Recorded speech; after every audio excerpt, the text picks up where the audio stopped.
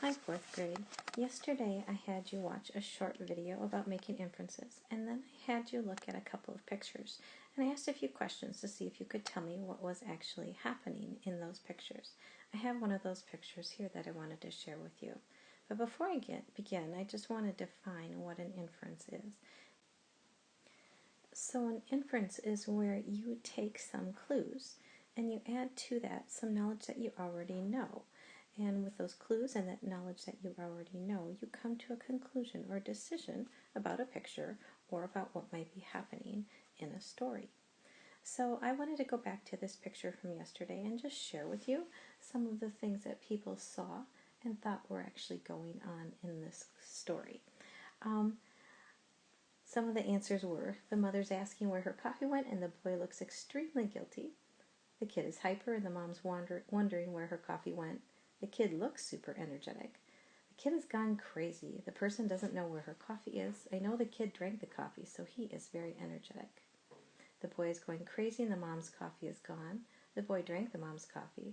The kid is crazy from all the caffeine. So those are some really interesting conclusions or inferences that you made from this picture. So when I look at this picture, I just want to share with you what I actually see. One of the first things that I notice is that there is a thought bubble here, and the adult in the picture, probably the mom, is thinking, where did my coffee go? The other big thing that I noticed in this picture is there's a young boy, probably the son, and he does look very energetic. I noticed because of the lines around his hands and his feet, and his tongue sticking out, he looks a little like he's going crazy. So with all of these conclusions, the last one that I said, the kid is crazy from all the caffeine. Well, where did that idea of the word caffeine come from? Because there's not anything in here that says caffeine.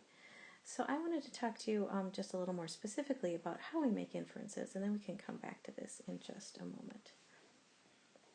So, as I said before, an inference is taking some things from like what you're reading or what you're seeing, clues, and adding what you already know.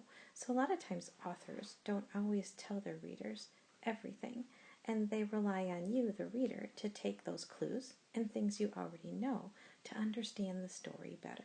So we're going to take a look at a really short story here on this page. I'm going to read it to you first.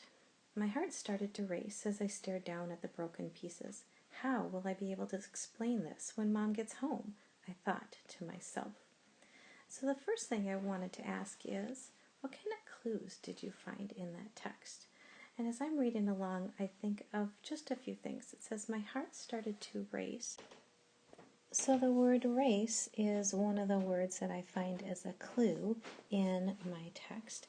I also think about the words broken pieces, mom, and explain are some things that I want to think about when from actual text clues. So when I think about what I already know about those clues, some things I know about is when I think about a heart racing or my heart beating fast, I usually know that's because I'm upset about something, or in this case, maybe I'm nervous about something. I also know we usually don't say mom unless that's someone that we're related to, and usually it's probably the kid. So these are a couple of clues. The other clue that I found was broken pieces over here, and that was something where I know broken pieces usually means something broke. So that's what I already know about those clues. So I want to take those clues and add them to what I already know, and that should give me an inference. So here's the inference that they came up with. The kid accidentally broke something important to his mom, and he is nervous about telling her when she gets home. So the way that I know this information is I take my text clues and I add to that the background knowledge that we had. So our clues about a racing heart and broken pieces and a mom, and what I already know. I know that if I'm a kid, I have a mom. I know that I get nervous when my heart races, and I figured out that something probably actually broke. So it is the text clues and the background knowledge that actually bring us to that inference. So let's go ahead and go back and look to that other picture we were looking at earlier. So when I looked at this one of the ones that I thought was the most interesting was someone said, I think that kid has a lot of caffeine, or that's what's making them go crazy. So what would be my background knowledge? I know I've got a text clue up here, and I certainly have a lot of image clues like down here where I'm seeing these lines that show that this kid is going crazy and his tongue that's sticking out there. But something that I know is that coffee has something called caffeine in it.